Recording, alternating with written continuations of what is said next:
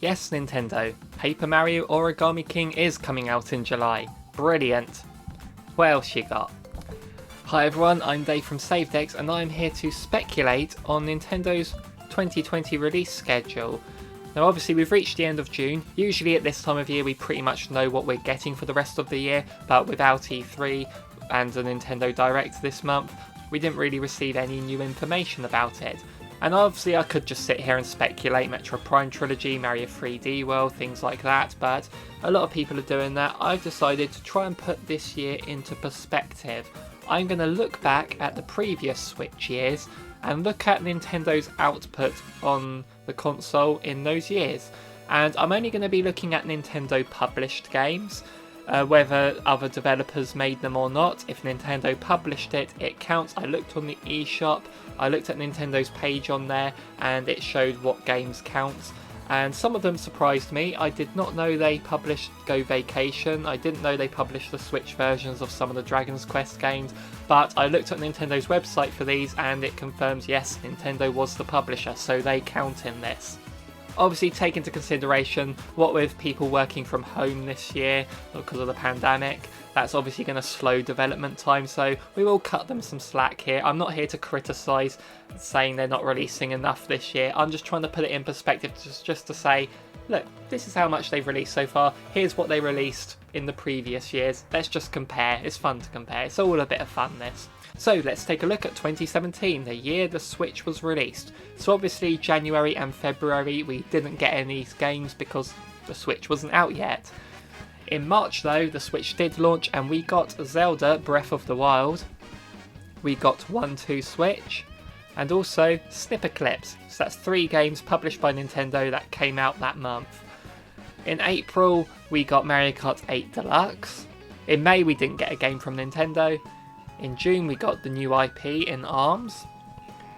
In July we got Splatoon 2, and we also got Flip Wars, which surprised me to see that one because I'd completely forgotten that game existed, but I do remember seeing it when it came out. But yeah, that was published by Nintendo apparently.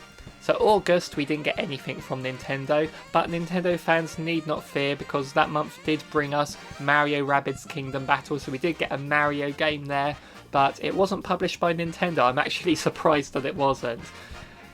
So in September we got Pokken Tournament DX. In October we got Super Mario Odyssey, and we also got Fire Emblem Warriors. November we didn't get anything from Nintendo, and December we got Xenoblade Chronicles 2. So that was the entirety of 2017 from Nintendo. We got 11 games from them, 2 of which were ports or remakes, being Mario Kart 8 Deluxe and Pokken Tournament. I'm not counting Breath of the Wild as a port since it came out the same day as the Wii U version. And we got 3 months without any games from Nintendo. Obviously, January and February, you can't blame them because the Switch wasn't out, but out of the 10 months, 3 of them did not contain any games. So that is how Nintendo's output on the Switch was in its first year. So let's go on to its second year now. So in 2018 we got nothing from January, but in February we got Bayonetta 2 ported to release. Physical edition contained Bayonetta 1 as well, but on the eShop Bayonetta had its own individual release, so I am going to be generous and count that as 2 releases.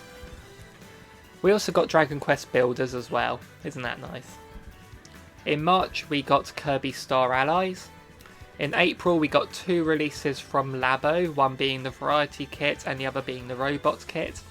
In May we got 3 releases compared to last year's 0 releases, those being the free-to-play Pokemon Quest, Donkey Kong Country Tropical Freeze, and Hyrule Warriors Definitive Edition. In June we got 2 releases, those being Mario Tennis Aces and Sushi Striker. In July we got Captain Toad Treasure Tracker, we got Go Vacation, and Octopath Traveler, 3 Nintendo published games in July that year. August, Nintendo hate August it seems because, again, no game from Nintendo. In September though we got 2 releases, those being the Vehicle Kit for Labo, and also the launch of Nintendo Switch Online containing the NES app. I'm going to count the NES app as a release from Nintendo there, because it is a load of new games to play, but I will not be counting each individual NES game as a single release, because we'll be here all day. So the NES app and the Super Nintendo app next year, they're just going to be one release. So October got Super Mario Party, and it also got the World Ends With You final remix. November we got the Pokemon Let's Go Pikachu, Pokemon Let's Go Eevee. I'm going to count them as two games because they are two separate games really. So December we got Super Smash Bros. Ultimate, and we also got the most important game of the year, best game ever, Fitness Boxing. Never played it. So that was what 2018 looked like for us. So we got 22 releases that year, counting the NES app as a release and the Pokemon games as individual releases. We got 11 remakes or ports out of those 22 games. That's half of them, isn't it?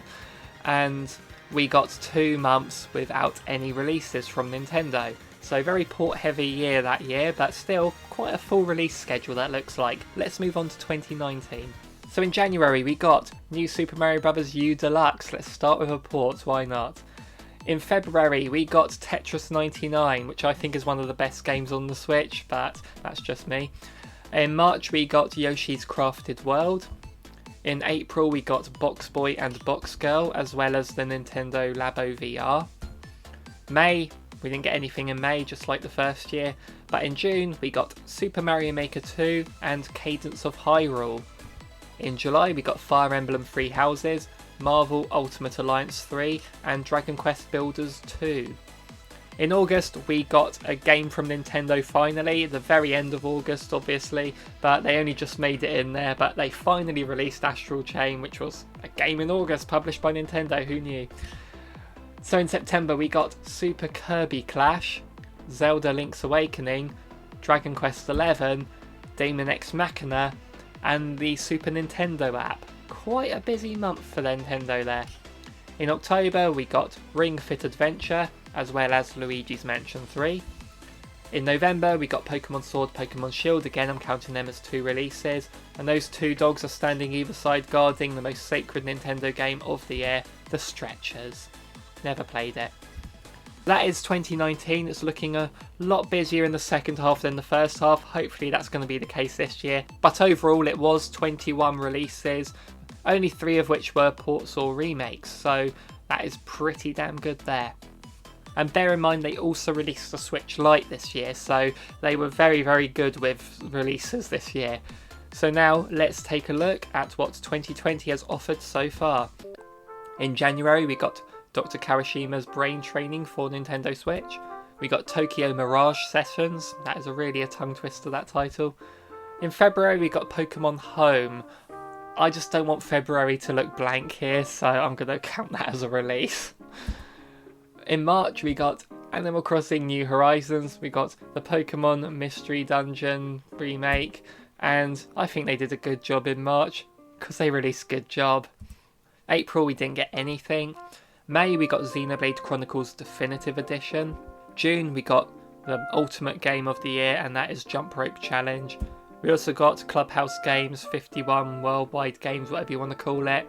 And we also got the Pokemon Cafe Mix. That's 2 free to download games that month, and a minigame collection. And in July we know we're getting Paper Mario The Origami King. So in the first 6 months of 2020 we have got 10 games, 9 if you don't count Pokemon Home, but I'm going to count it. 3 of them are ports, and we've only had 1 month so far without any releases whatsoever. So compared to the other 3 years, this is looking like it's on schedule, but again with the slowed down development schedules now, it might be a drier second half than usual, but we'll have to wait and see for that. What are we getting beyond that? Well, August is looking blank, which is how Nintendo likes August, but all we can do is speculate. So if we were to compare this to the previous years, the best way to do that would be to bring up the first months of each year. So here is it compared to 2017, which isn't really a fair comparison since 2017 didn't have a January or a February. So that's just how it looks compared to that year. And we obviously didn't get any free-to-play games in 2017, so if we take out Pokemon Home and the Jump Rope Challenge Cafe Mix, it's looking a bit closer, isn't it? So let's take a look at how it compares to the first 6 months of 2018. And 2018's looking about the same really. We get a few more ports in 2018, but still a fuller release schedule, especially because the second half, at this point, I'll get into that in a second, we knew what was coming. 2019, it's looking about the same again. But again, like, I'm going to get into this now. This time last year, we knew what 2019 had in the second half. We knew the release dates. We knew how full it was going to be. This year, we have no idea. It's all blank as far as we know. So if we were to take games that we know about, the ones that I looked up that we know Nintendo are publishing for the Switch are Bravely Default 2, Breath of the Wild 2, Metro Prime 4, Bayonetta 3, Pokemon Unite, New Pokemon Snap. Maybe those games will all come out this year. I very much doubt it, but let's just have fun here and pretend that they are coming out this year. This is what 2020 will look like. That would actually be a really good year, I think, if that was Nintendo's schedule for this. But it's not all doom and gloom, because obviously it's not just Nintendo that bring games to the Switch. There are so many companies that do, and they bring fantastic content over. So there's still plenty to look forward to. This video was just comparing Nintendo's output. As a Nintendo gamer myself, they're the ones I play the most. They're the games that I look forward to the most, basically. So that's why I wanted to make this video. Also, I mentioned that development's obviously going to be slower this year, but comparing it to 2017-2018, Nintendo was still making games for the 3DS back then, and we had games like Metroid Samus Returns, the Luigi's Mansion remake, and so on. So they're not making 3DS games now, so that's more time dedicated to the Switch. Hopefully we'll get more games like Paper Mario. They just announced them like tomorrow and it's coming out September or something like that. Hopefully we'll see a few more of them. Maybe we'll get a direct, who knows. And it's also worth noting that we are getting DLC releases as well. We've recently had Isle of Armor and the Smash Brothers Min Mins coming out soon, so there's that to look forward to. I didn't really want to compare DLC packs because it's like, do I compare Octo expansions to the free updates that ARMS got? I mean, it seemed a bit of a open-ended thing there. The Xenoblade Chronicles 2 DLC was like released as its own game. Do I count that? I wasn't really sure, so I decided to just leave DLC out completely. But we do get DLC released from Nintendo as well. We're getting that at the minute, so hopefully after Paper Mario's out, we'll hear about what's coming up next. Those Mario 3D remasters would be amazing. So anyway, thank you so much for watching this video. If you liked it, make sure you give it a like. Make sure you put in the comments down below what you think Nintendo are going to release this year and how you think it's going to compare to previous years. I reckon it'll be a bit slower, definitely, and understandably, but I think we'll see a few good releases still, and other companies are bringing a lot to the Switch as well.